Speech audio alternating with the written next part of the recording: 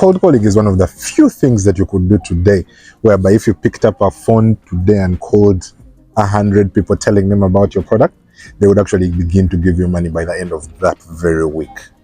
In this video, I'm going to share what exactly you can do to get cold calling to work for you. There are only 5 things, and I'm going to dig down into each and every one of these 5 things so that you get to understand, number one, what are they and how can you get it to work for your business case. For those that don't know, my name is Kenneth Ntende, and because I have done tens of thousands of cold calls across businesses in Africa, Europe, and the United States, I'm best suited to help you understand how this will work for your given case. So let's get started. Now, the first thing you need to understand in order to get cold calling to work for you is answer this one question: where am I going to get the contacts to call? Fortunately, that is one of the easiest things to resolve. I mean, sometimes people think they are going to use their contact database and call, but you'll notice that if, say, for example, you're making 100 calls a day, by the end of the first month, those will be 2,000 people. And 2,000 people, most of us don't have enough contacts to cater for 2,000 people. That means even within the very first month, you're going to run out of contacts.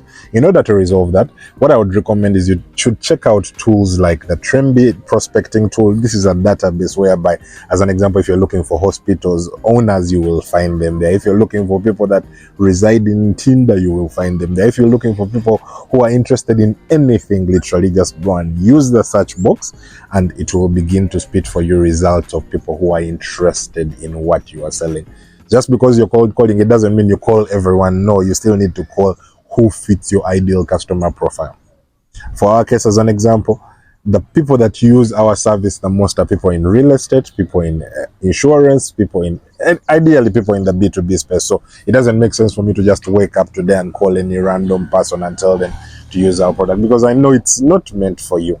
So first things first, resolve how am I going to get the contacts to call, and that's relatively easy. Just get a tool like the Tremby prospecting tool. I'm sure there are a couple of others in other parts of the world, but as long as you get that, you will be sorted. Now, the second thing you need to resolve is, what am I going to say when I get on these cold calls? One thing I learned the hard way is it's easy to forge and hustle one conversation, but my friend, to make 10, 20, 30, 50 phone conversations is a hard task without you knowing how am I going to maneuver those conversations. So the best thing I always advise is come up with some kind of script. A script can be like, how exactly do we go about our conversation? As an example, for us, we have about 5 stages. Stage number 1 is you're breaking the ice. Stage number 2 is you're introducing yourself. So understand, how do I exactly do that? Practice it. Stage number 3, you're talking about the problem.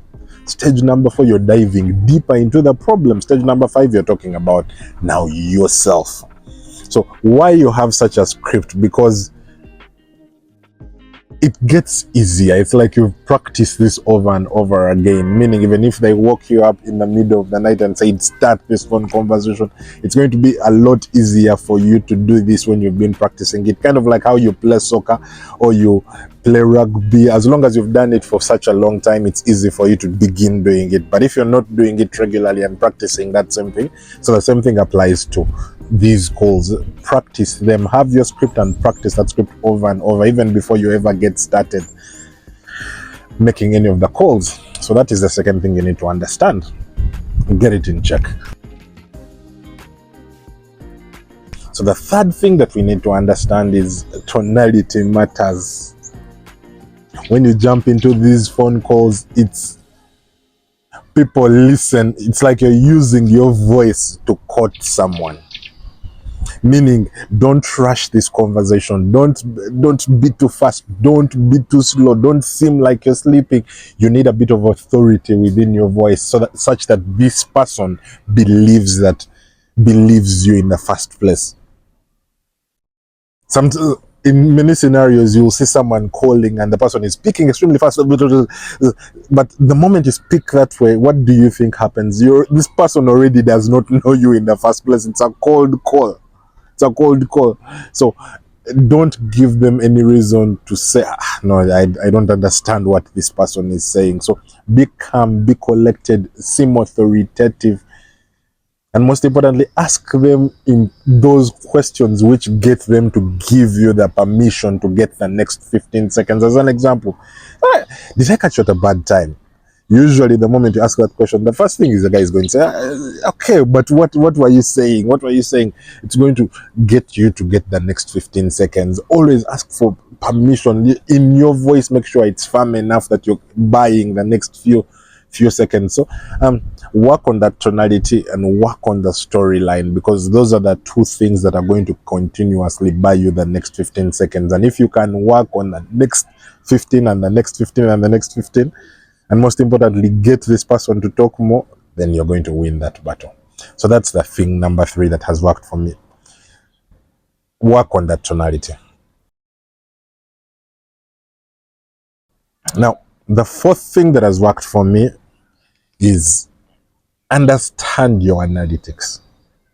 You need to know how many calls am I making, which industries are these people from, when I made these calls, how many people opened, how many didn't open, how many have I followed up with, have they still opened. So have a CRM in place, a tool that where you're going to go and review this data. You can't keep just making and making and making and making and making and making calls. You need to understand what is working and what is not working. So have a CRM. You cannot do cold calling without a tool in place to help you understand what you are doing. And this brings me to point number 5, which is it's important that you understand what is going to happen after that phone conversation is done. Sometimes people assume that because I have made this call, the sale is going to come tomorrow. No. The sale is just the beginning of your conversation. Keep in mind, people buy for only 2 reasons, and 2 reasons alone. Number 1, they know that you understand their problem and you can help them get rid of it. And number 2 is they trust you. Meaning, even after this phone conversation, intentionally tell this person that I'm going to send you some more information about what we are talking about. Send them a WhatsApp, send them an email, follow up with this phone conversation, because most sales out of cold calling are not really made from you making that phone call today. No. They are made from the follow-up. That is the one secret that people fail to understand. So they imagine that all I'm going to do is make. No. As an example, if I was selling bouquets or birthday gifts, literally check up on a person every month, every 2 weeks. Say that, do you know what? Do you know anyone who is having another birthday? Just that simple follow-up is actually what makes you get the sales, not the preliminary phone call. The preliminary phone call is just, look at it more or less as a footing. Once that foot is in, that's where the real work begins. And for our given case, we deploy the Trendy marketing automation platform. This is a tool where we'll have different people. As an example, today I might be calling people in real estate.